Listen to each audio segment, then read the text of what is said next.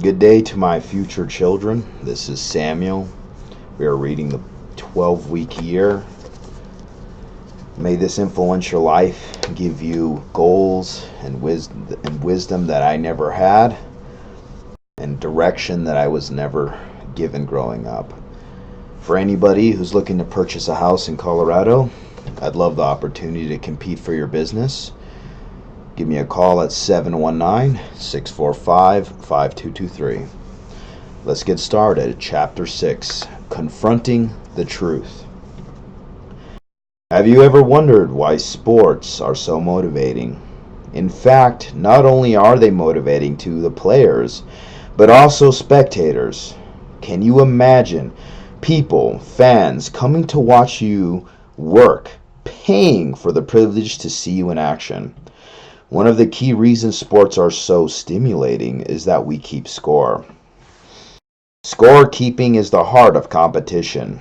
We keep track of scores, measurements, and the stats to determine success and identify areas for improvement. At any point during a sporting event, every player, coach, and fan knows exactly where their team stands. This information provides a base of knowledge to guide decisions that lead to better performance and success. In other words, scorekeeping lets us know if what we're doing is effective. Too often in business, we fail to keep score, and without some objective measure, we cannot know for certain if we are being effective. Just as in athletics, measurement drives the business process. In the 1960s, Frederick Heisberg, an industrial psychologist, set out to determine what motives people in the workplace. What motivates people in the workplace? His extensive research identified the top two motivators as achievement and recognition. We contend that the only way to know if you are achieving is through measurement. That is keeping score. A common misconception is that scoring damages self-esteem, but research indicates the opposite. Measurement builds self-esteem and confidence because it documents progress and achievement. Take that, fucking hippies. Here we go. Measuring results. Scorekeeping functions as a reality check, providing performance feedback and insight into your effectiveness. Effective measurement removes the emotion from the evaluation process and paints an honest picture of your performance. The data is not concerned with effort or intentions. It simply focuses on outcomes. We all have a tendency from time to time to rationalize lackluster results, but with effective scorekeeping, we are forced to confront the reality of our situation, even when it's uncomfortable. While this can be difficult, the sooner we confront reality, the sooner we can shift our actions toward producing more desirable results. That's what effective measurement does. It demands our attention and causes us to respond more immediately, increasing the likelihood of success down the road. A quote by W. Edwards Deming. In God we trust. All others must bring data. Measurement drives the execution process. It is an anchor of reality. Can you imagine the CEO of a large corporation not knowing the numbers? It's no different for you and me. As the CEO of your own life and business, you need to know the numbers. Measurement provides important feedback that allows you to make intelligent decisions. Effective measurement captures both lead and lag indicators. That provides comprehensive feedback necessary for informed decision making. Lag indicates things like income, sales, commission dollars, pounds lost, body fat percentage, overall cholesterol levels, represent the end result that you are striving to achieve. Lead indicators are the activities that produce the end results. For instance, the number of sales calls or referrals are lead indicators in the sales process. While most companies and individuals effectively measure lag indicators, many tend to disregard lead indicators. An effective measurement system will have a combination of the complementary lead and lag indicators. The most important lead indicator you have is a measure of your execution. Ultimately, you have greater control over your actions than over your results. Your results are created by your actions. An execution measure indicates whether you did the thing you said you were most important to achieving your goals. Keep in mind that you started with a vision, a compelling vision of the future that is bigger than the present. Then you establish a set of 12-week goals that are aligned with that vision. For each goal, you developed actions or tactics that describe the steps you must take to achieve your goals. The element you have the most direction control over is the execution of your tactics. Knowing to what degree you followed through of those tactics is the execution measure.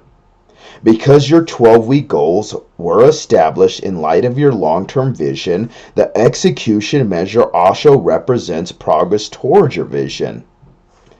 Having a way to measure your execution, one moment. Having a way to measure your execution is critical because it allows you to pinpoint breakdowns and respond quickly. Unlike results, which can lag weeks, months, and in some cases years behind your action, an execution measure provides more immediate feedback, which allows you to make a game time adjustments much faster. An execution measure is important for another reason as well. If you are not hitting your goal, you need to know whether it is due to the flaw in the plan, content, or in execution, because there is a big difference in how to handle these two breakdowns. A breakdown in plan content occurs when strategies and tactics are not effective, while a breakdown in execution occurs when you fail to fully implement the planned tactics. More than 60% of the time, the breakdown occurs in the execution process. But usually, people assume the plan is at fault and change it. This is a mistake because you don't know if the plan doesn't work if you're not working the plan. Effective measurement will help you pinpoint the source of the breakdown so that you can address it head on. In most cases, unless you are executing at a reasonably high level, there is no need to change or adjust your plan. The great thing is that every time you execute, you get feedback. If your actions don't produce what you expected, you can make the necessary adjustments to your plan based on market feedback. But first, you must execute the plan. Too often, people want to change the plan before they've really executed it. As a general rule, you should rarely change the plan unless you've effectively completed your planned tactics, and it is still not producing. You could have created an awesome plan, but you'll never know unless you actually implement it. However, if you are executing at a high level and the results you want are not coming, then it is time to go back and adjust the plan. Physics tells us that for every action there is a reaction. So the good news is that every time you execute, you produce something. It may not be what you expected, but something will happen. This something is market feedback, and it's impossible to effectively adjust your plan without it. Without knowing what tactics you executed, any changes you make will be based purely on guesswork. A quote by Elizabeth Cady Stanton: "Truth is the only safe ground to stand on." Weekly scorecard. The best way to measure your execution is to work from a weekly plan based upon your 12-week plan and evaluate the percentage of tactics completed. For the 12-week year, you've developed a tool called the weekly scoreboard. If you followed the process thus far, you understand that the weekly plan represents the critical activities that you need to accomplish each week to achieve your overall goals. The weekly scorecard then provides an objective measure of how well you executed your weekly plan. With the weekly scorecard, you measure execution, not results. You score yourself on the percentage of activities you complete each week. We urge you to strive for excellence, not perfection. We have found that if you successfully complete 85% of the activities in your weekly plan, you will most likely achieve your objectives. Remember that your plan contains the top priorities that will add the most value and have the greatest impact. In other words, you only need to be 85% effective on the top priorities to achieve excellence. A word of caution: scorekeeping is not for the faint of heart. There will be times when you don't execute well and score poorly. People often drop out when they reach this point because they lack the courage to face the reality of their actions. Instead of scoring their performance, they distract themselves with things that seem important in the moment. With the 12-week year, there is nowhere to hide. It shines a light on where you are performing and where you are not. All of us from time to time will struggle to execute.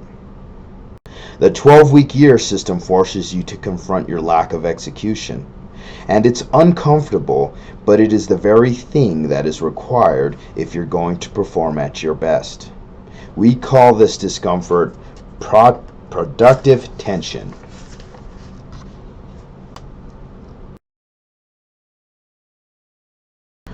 Productive tension is the uncomfortable feeling you get when you're not doing the thing you know you need to do. Our natural inclination when confronted with discomfort is to resolve it. In an effort to do this, people generally go one of the two ways. The easy way out is to simply stop using the system and turning off the light that is shining on your performance breakdowns. Typically, this takes the form of a passive resistance and you putting off scoring your week and tell yourself that you'll get it later, but later never comes. The other way is to use productive tension as a catalyst for change. Instead of responding to the discomfort by bailing out, high achievers use the tension as an impetus to move forward.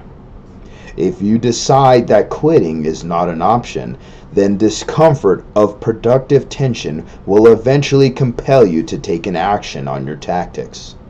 This encourages you to move forward by executing your plan.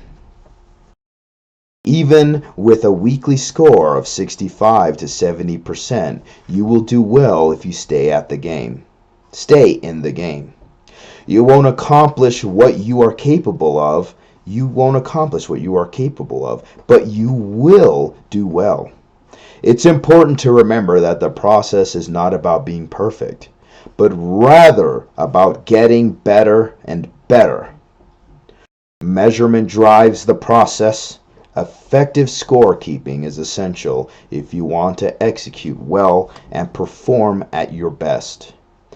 Take time to establish a set of key measures that include lead and lag indicators, and most importantly, be sure to score your execution. Have the courage to measure your performance. And that concludes Chapter 6. Bless you. Have a wonderful day. And I will see you for Chapter 7.